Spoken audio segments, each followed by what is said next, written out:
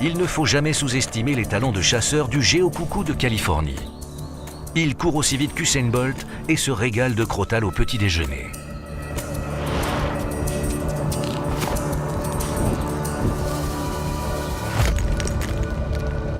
Ce jeune crotal ne fait pas le poids face à son terrible bec.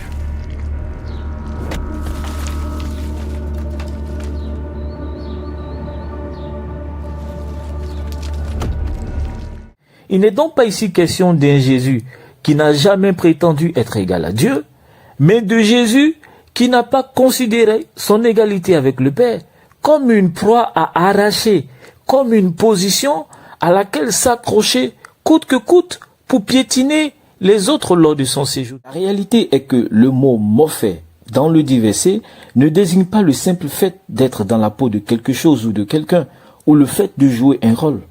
Le contexte fait une apposition entre les deux formes de Christ, l'une divine, qui demeure invariable, et l'autre humaine, qui est celle du serviteur qu'il a acquise après avoir renoncé ou après s'être dépouillé de son statut d'égalité avec le Père. Si la forme de Dieu signifiait être dans la peau de Dieu sans être soi-même de nature divine, alors il faudrait être conséquent et déduire que la forme de serviteur signifie que Jésus était dans la peau d'un serviteur, mais qui n'était pas réellement un serviteur, ou encore le fait qu'il avait l'apparence des hommes, il faudrait en déduire qu'il n'était pas réellement un homme. Tout pouvoir maintenant, ça veut dire quoi? Qui lui a donné le pouvoir? C'est le Père. Qui lui a donné le pouvoir pour être sauveur? Qui c'est le Père? Qui a donné le pouvoir à Dieu pour être Père? C'est Jésus. Ok, ça va finir. Non, mais non, pourquoi? Il dit que Jésus qui a donné le pouvoir au Père pour être Dieu. Non, attention. Non, il faut qu'on se comprenne. Bon, avec Salomon, ça va pas trop, hein. Je pense qu'il a oublié que dans un débat, le but c'est de convaincre les musulmans, pas de se créer des hérésies au sein même de l'église. Qui a donné le pouvoir à Dieu pour être Père? C'est Jésus. Ainsi, remplacer arpagmon par garder, retenir, c'est falsifier Philippiens chapitre 2 verset 6, puisque rien n'indique que Jésus possédait l'égalité avec Dieu. Ni le texte grec, ni le contexte ne nous permettent de dire et de penser que Jésus avait la capacité de retenir jalousement le rang qu'il égalait à Dieu. D'ailleurs, si la seconde 21 se contente de falsifier le terme arpagmon et d'attribuer sans raison l'égalité avec Dieu à Jésus, la TOL et la Cropon, elles, vont plus loin, puisqu'on reconnaît à peine la forme du texte initial. Quant à la Bible Parole de Vie, le verset a été falsifié de fond en comble, au point qu'on ne reconnaît ni la forme, ni le sens du texte d'origine.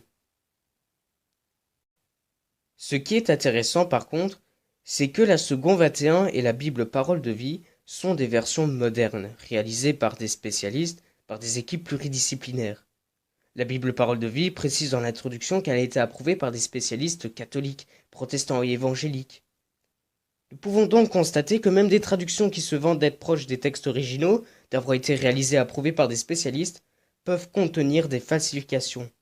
Et que donc, même des biblistes qui se disent être soucieux de respecter le texte et désireux de se rapprocher au maximum de l'original, peuvent se permettre de tordre le sens d'un verset pour qu'il aille dans le sens de leur conviction. Mais, Philippiens chapitre 2 verset 6 n'est pas un cas à part. Assalamu alaikum, bienvenue à tous, j'espère veraxemente que kulchi la baisse. Philippiens chapitre 2 versets 5 à 11. Quoi? Il a cité quel passage? Philippiens chapitre 2 versets 5 à 11. Ouais.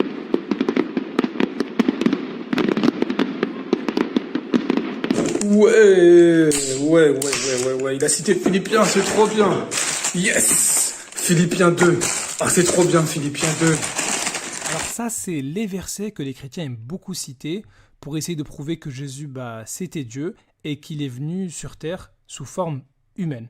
Voilà les versets que les chrétiens aimaient, aimaient parce qu'ils vont plus citer ces versets, d'accord? Vous allez plus citer ces versets-là parce qu'on va voir que ça prouve justement que Jésus n'est pas Dieu du tout. Alors qu'est-ce que ça veut dire existant en forme de Dieu? Est-ce que Paul voulait montrer que Jésus c'est Dieu? Il suffit de regarder le début de l'épître aux Philippiens. Que la grâce et la paix vous soient données de la part de Dieu notre Père et du Seigneur Jésus-Christ.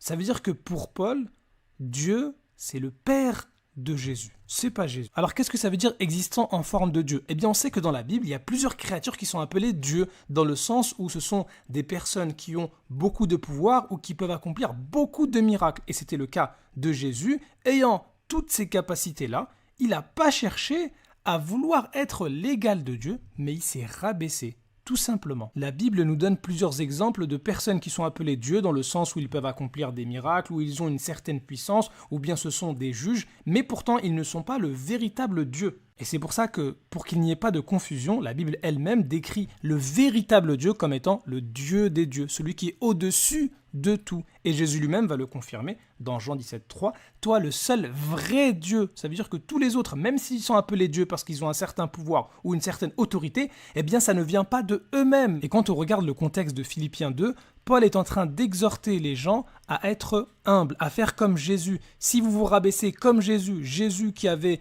la capacité de juger, qui avait l'autorité, qui pouvait accomplir des miracles, il n'a pas dit « Regardez tous les miracles que je fais, c'est trop fort, c'est moi le roi, etc. » Il n'a pas cherché à être égal à Dieu comme plusieurs ont essayé de le faire. Non, non, il est resté tout simplement semblable aux hommes, alors que c'était un grand prophète. Il a pris une forme de serviteur, tout simplement. Et Dieu l'a récompensé pour ça. Bon, maintenant, essayons de comprendre tout ce qui ne va pas dans la tête de Fidélis. Alors, il nous dit Jésus, c'est Dieu. Dieu n'a pas voulu être l'égal de Dieu, mais c'est-à-dire de lui-même. Hein. Ok, d'accord, c'est pas grave. Donc, Dieu se rabaisse, récompense, Dieu s'élève lui-même. On se la refait. Dieu n'a pas voulu être l'égal de Dieu. Donc, Dieu se rabaisse, récompense, Dieu s'élève.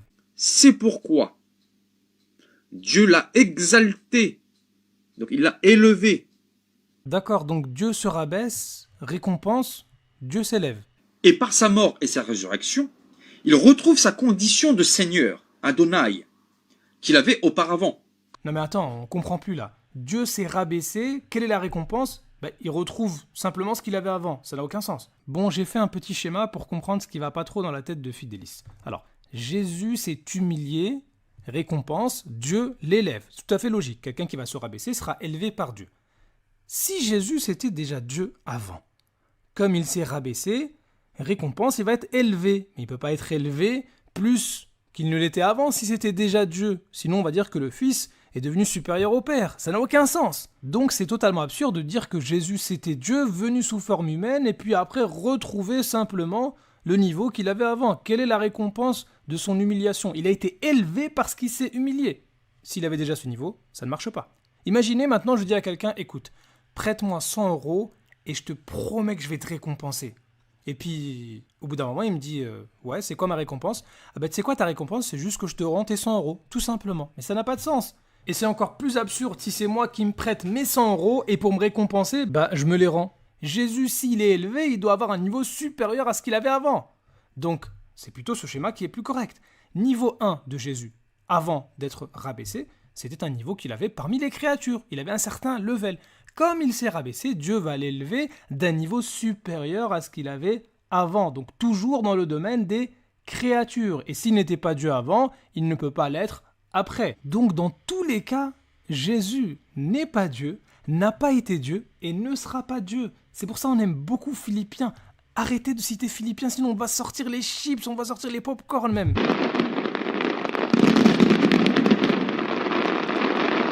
T'es venu Fidélis, tu repars. Fidélise. Que les catholiques, soient choqués de ma prise de position. Alors comme je l'avais dit par le biais de commentaires dans un échange, justement je parlerai vite fait après de ça, comme je l'ai dit, ma position n'est pas une remise en cause de la véracité du catholicisme. D'accord? C'est mon rapport avec Dieu. D'accord? C'est tout simplement mon rapport avec Dieu. D'accord? Ça ne remet pas en cause la véracité et l'objectivité de mes études, de ce qu'on trouve dans le catholicisme, etc. D'accord? Comparé aux autres religions. D'accord?